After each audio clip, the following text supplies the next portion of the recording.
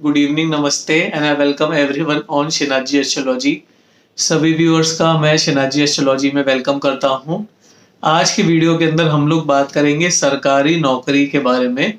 सरकारी नौकरी लगने के हमारी कुंडली के अंदर कौन कौन से योग होते हैं, कब हमारी कुंडली में सरकारी नौकरी लग सकती है, सरकारी नौकरी की अगर हम तैयारी कर रहे हैं तो क्या वो तैयारी में हम पास होंगे, सरकारी नौकरी हमारी लगेगी कि नहीं लगेगी, और अगर सरकारी नौकरी हमारी लग जाती है तो क्या वो सरकारी नौकरी परमानेंट रहेगी या सरकारी नौकरी हमें बीच में छोड़नी पड़ेगी। तो इन सब जो भी हमारे क्वेश्चंस हैं, इन सब के ऊपर इस वीडियो के अंदर हम लोग बात करेंगे कि सरकारी नौकरी लगने के कुंडली के अंदर कौन कौन से योग हमारे बनते हैं, कौन कौन से प्लैनेट्स को हमें स्टडी करना पड़ता है सरकारी नौकरी के लिए। तो चलिए वीडियो को स्टार्ट करते हैं। उससे पहले मेरी बहुत छोटी सी आपसे रिक्वेस्ट कि अगर आप हमारे चैनल पर आते रहते हैं तो वीडियो को लाइक कर दीजिएगा, चैनल को सब्सक्राइब कर दीजिएगा, बिकॉज डेली हम कोई ना कोई इन्फॉर्मेटिव कंटेंट के ऊपर वीडियो लेकर आते रहते हैं। और अगर आप हमसे बात करना चाहते हैं, अगर किसी अपनी लाइफ से जुड़ी किसी परेशानी का सॉल्यूशन जानना चाहते हैं, हमारे एस्ट्रोलॉजी कोर्सेज को ज्वाइन करना चाहते हैं, तो नीचे कमेंट सेक्शन में जो नंबर दिया हुआ है, नीचे एक नंबर आपकी स्क्रीन पे भी फ्लैश हो रहा होगा, उससे आप हमसे बात भी कर सकते हैं। चलिए वीडियो को अपने स्टार्ट करते हैं। तो देखिए, सरकारी नौकरी के लिए जो सबसे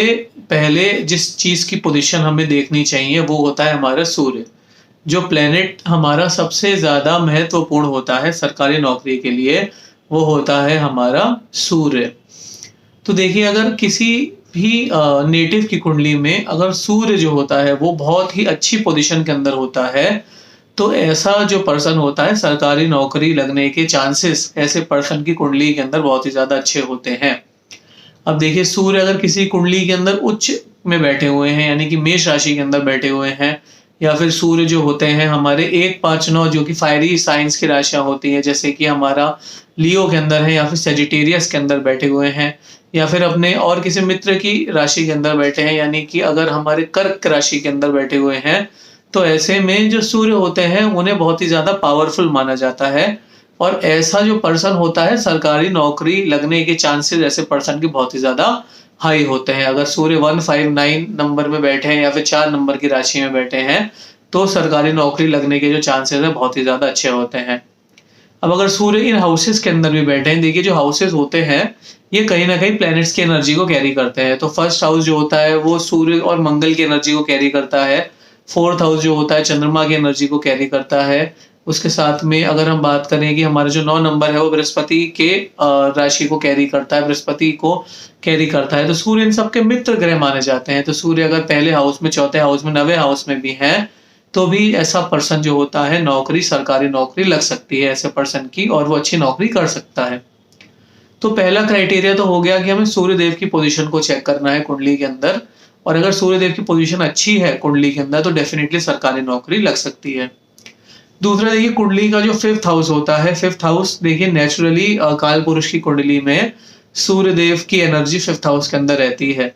तो अगर आपकी कुंडली में जो 5th हाउस है उसका जो लॉर्ड है अगर वो मित्र के घर में बैठा हुआ है, या फिर अगर वो एक्सॉल्टेड कंडीशन के अंदर बैठा हुआ है, मजबूत अवस्था के अंदर बैठा हुआ है, जुपिटर की दृष्टि पड़ रही है उसके ऊपर, इस तरह से अगर उसके ऊपर कंडीशन है तो भी ऐसे पर्सन की सरकारी नौकरी लग सकती है। जैसे कि सपोज करिए बात करें कुंभ लग्न की पत्रिका है तो 5th हाउस का जो लॉर्ड है वो बुध देव बन रहे हैं। तो ऐसे में अगर बुध देव के ऊपर जुपिटर की दृष्टि पड़ जाए, या फिर बुध देव के ऊपर सूर्य के साथ बुध देव जाकर बैठ जाए, या बुध देव जो है अपने उच्च की राशि यानी कन्या राशि के अंदर जाकर बैठ जाए, तो ऐसे जातक की सरकारी नौकरी लगने की संभावना बहुत ज्यादा बढ़ जाती है। क्योंकि 5th हाउस जो नेचुरल कारक होता है नौकरी का, सरकारी नौकरी का, उसका जो लॉर्ड है वो एग्जॉल्ट हो जाता है। तो देखिए, मीन लग्न की पत्रिका में जो चंद्रमा होते हैं वो हमारे 5th हाउस के रूलर होते हैं। तो ऐसे में चंद्रमा अगर हमारे वृषभ राशि के अंदर जाकर बैठ जाते हैं, या फिर चंद्रमा हमारे जुपिटर की राशि के अंदर जाकर बैठ जाते हैं, यानी कि चंद्रमा 9 नंबर या 12 नंबर में जाकर बैठ जाते हैं, तो ऐसे जातक का भी जो 5th लॉर्ड है वो बहुत अच्छी पोजीशन के अंदर जाकर बैठ गए हैं, तो ऐसे जातक की भी सरकारी नौकरी लगने के चांसेस बहुत ज्यादा बन जाते हैं। चलिए, अगर हमें पता चल गया कि हमारी कुंडली के अंदर सरकारी नौकरी का योग है, तो देखिए सरकारी नौकरी लगने के लिए आपको कंपटीशन एग्जाम को क्रैक करना पड़ेगा, कंपटीशन एग्जाम आपको निकालने पड़ेंगे। तो अब ये हमें चेक करना पड़ेगा कुंडली के 6ठे भाव से। अभी कुंडली का जो 6ठा भाव होता है वो हमारा कंपटीशन को डिनोट करता है। अब अगर कुंडली के 6ठे भाव का स्वामी मजबूत अवस्था के अंदर बैठा हुआ है, या फिर कुंडली के छठे भाव में शनि, राहु या मंगल बैठे हुए हैं, तो ऐसा जो जातक है वो कंपटीशन एग्जाम को बहुत अच्छे तरीके के साथ में क्रैक कर सकता है। 6th हाउस का लॉर्ड 10th हाउस या 11th हाउस में जाकर बैठ जाए, या 6th हाउस का लॉर्ड अगर एक्सॉल्टेड हो जाए, तो ऐसा जो पर्सन होता है, ऐसे पर्सन की सरकारी नौकरी लगने के जो चांसेस हैं बहुत ज्यादा अच्छे इसलिए हो जाते हैं क्योंकि वो कॉम्पिटिटिव एग्जाम को क्रैक कर लेता है। कॉम्पिटिटिव एग्जाम जो होते हैं वो कॉम्पिटिटिव एग्जाम में अच्छा परफॉर्म करके अपना जो सरकारी नौकरी है उसके अंदर आप प्राप्ति ले पाता है। तो सरकारी नौकरी लगने के लिए 5th हाउस इंपॉर्टेंट है और एग्जाम को क्रैक करने के लिए 6th हाउस इंपॉर्टेंट है। तो दोनों का अगर एक अच्छा कॉरेस्पॉन्डेंस हो जाए, कंजंक्शन हो जाए, तो बहुत अच्छा योग सरकारी नौकरी का देखने को मिलता है। अभी 5th हाउस का लॉर्ड 6th हाउस में या फिर 6th हाउस का लॉर्ड 5th हाउस में, तो ये भी डिनोट करता है ऐसे पर्सन की भी सरकारी नौकरी लग सकती है, क्योंकि ऐसा जो पर्सन होता है कॉम्पिटिटिव एग्जाम को क्लियर करके सरकारी नौकरी में जा सकता है। तो ये हमने बात करी सरकारी नौकरी में जाने की और उस एग्जाम को क्लियर करने के लिए क्या क्या कंडीशन होती है।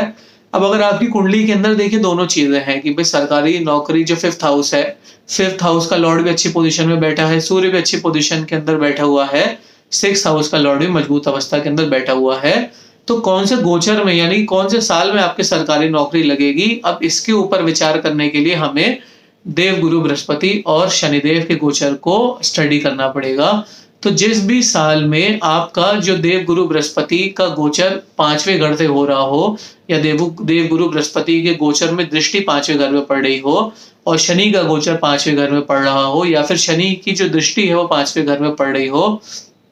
तो ऐसे समय में सरकारी नौकरी लगने की संभावनाएं बहुत ज्यादा बढ़ जाती हैं। अब अगर एक पर्टिकुलर साल के अंदर शनिदेव और देवगुरु बृहस्पति दोनों पंचम घर से गोचर कर रहे हो, या दोनों की दृष्टि पंचम घर के ऊपर पड़ रही हो, तो ऐसे में बहुत ही ज्यादा चांसेस होते हैं जातक के सरकारी नौकरी लगने के लिए। जैसे कि हमारा जो देवगुरु बृहस्पति हैं वो हमारे 5वें घर में बैठ जाए, शनिदेव उनके ऊपर दृष्टि बना ले, या फिर शनिदेव 5वें घर में बैठ जाए, देवगुरु बृहस्पति उनके ऊपर दृष्टि बना ले,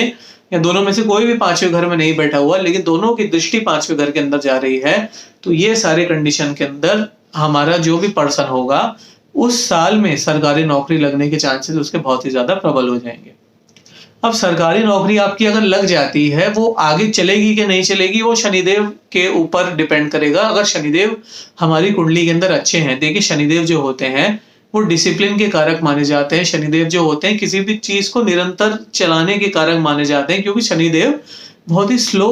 ग्रह माने जाते हैं, स्थिर ग्रह माने जाते हैं, और एक कंसिस्टेंसी जो होती है वो कहीं ना कहीं स्थिरता शनिदेव लेकर आते हैं, क्योंकि शनिदेव की जो राशि कुंभ राशि होती है वो बहुत ही स्थिर राशि मानी जाती है। तो शनिदेव कहीं ना कहीं हमारी जिंदगी में स्थिरता का प्रतीक होते हैं। तो अगर शनिदेव भी आपकी कुंडली के अंदर अच्छे हैं, सूर्यदेव भी अच्छे हैं, शनिदेव भी अच्छे हैं, तो ऐसे जातक की जो सरकारी नौकरी है वो लंबे समय तक कंटिन्यूसली चलती रहती है, और ऐसा जो जातक है वो स्थिर काम करता है, यानी कि जो जॉब है सूर्य वाली उसकी वो स्थिर रहती है। तो ऐसे में बहुत ही अच्छा रहता है, जो ऐसा पर्सन है उसकी सरकारी नौकरी बहुत ही लंबे समय तक टिकती है। अभी दूसरा इसके अंदर एक ऑब्जेक्टिव ये भी आता है कि जैसे जो हमारी पृथ्वी तत्व की राशियां होती हैं, यानी कि जैसे हमारी वृषभ राशि है, हमारी कन्या राशि है और हमारी मकर राशि है, तो ये हमारी पृथ्वी तत्व की राशियां हैं।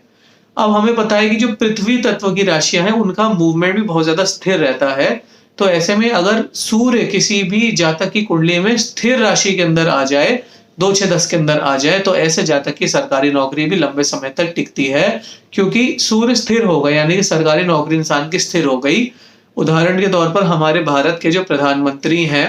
श्री नरेंद्र मोदी, उनकी कुंडली में सूर्य 11वें घर के अंदर बैठा हुआ है, कन्या राशि के अंदर, यानी कि स्थिर राशि के अंदर सूर्यदेव बैठे हुए हैं, जो कि इस बात का प्रतीक है कि जो उनकी नौकरी है वो काफी ज्यादा स्थिर नौकरी है, सरकारी नौकरी भी है, स्थिर नौकरी भी है। देखिए भारत के चीफ मिनिस्टर भी वो गुजरात के रहे 10 साल तक, उसके बाद अभी 10 साल से भारत के प्राइम मिनिस्टर हैं, तो कहीं ना कहीं स्थिरता को डिनोट करता है। अगला एग्जाम्पल हम लेते हैं अरविंद केजरीवाल जी की जो कुंडली है, उनके 12वें घर में सूर्य बैठे हैं कर्क राशि के अंदर। तो देखिए जो कर्क राशि होती है वो मित्र की राशि है उनकी, और सूर्य जो है मंगल के साथ में बैठे हुए हैं, यानी कि मित्र के साथ में सूर्य बैठे हुए हैं, मित्र की राशि के अंदर सूर्य बैठे हुए हैं। तो कहीं ना कहीं दिल्ली के चीफ मिनिस्टर के तौर पर वो 10 साल से देश की सेवा कर रहे हैं। तो ये 2 एग्जाम्पल भी हैं। देखिए सूर्य की पोजीशन फेवरेबल है दोनों केस के अंदर, और डेफिनेटली इसका जो प्रभाव है वो इनकी कुंडली के अंदर भी देखने को मिलता है।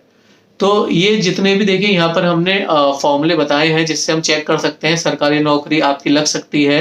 और अगर लगेगी तो वो किस तरह से लंबी टिकेगी। तो उम्मीद करता हूँ कि आपको ये वीडियो अच्छा लगा होगा। अगर आपको वीडियो से रिलेटेड कोई प्रश्न है तो आप कमेंट सेक्शन में हमसे पूछ सकते हैं। कोई डाउट है तो नीचे कॉन्टैक्ट नंबर हमारा दिया हुआ है, उससे भी आप हमसे बात कर सकते हैं। लाइफ की किसी जुड़ी हुई समस्या से आप सॉल्यूशन जानना चाहते हैं तो नीचे दिए गए नंबर पे आप हमसे कॉन्टैक्ट भी, अगर आप अपनी लाइफ से जुड़ी किसी समस्या का सॉल्यूशन चाहते हैं तो नीचे जो हमारा कॉन्टैक्ट नंबर दिया है आप उससे हमसे कॉन्टैक्ट भी कर सकते हैं। Thank you so much for watching this video.